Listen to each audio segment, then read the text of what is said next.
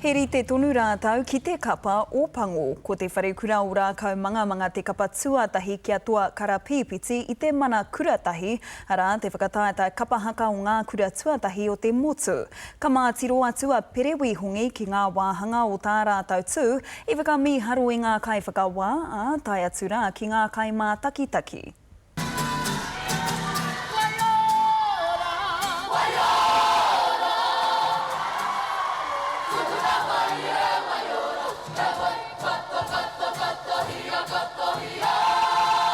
Te whare kura o rākau manga i katohia ngā wai angi tū. O tira i mura anō ngā ahi whakamahana i ngā matimati pupuri i te pene nui o whakataetai.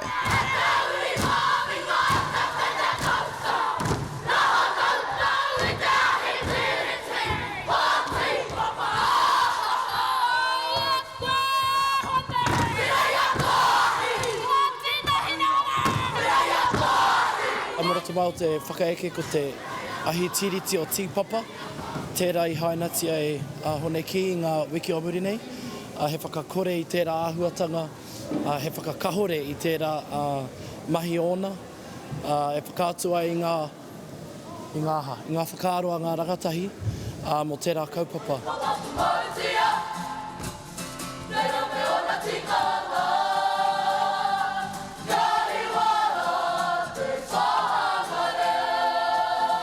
O tira te tai ki hā i rere ki te kura pena.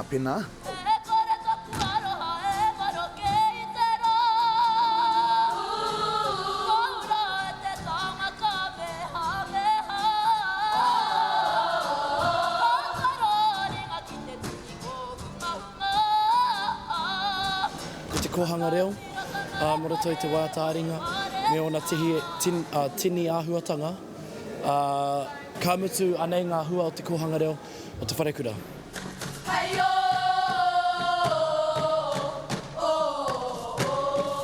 He āwhitu kore i ke ake i ngā whāinga.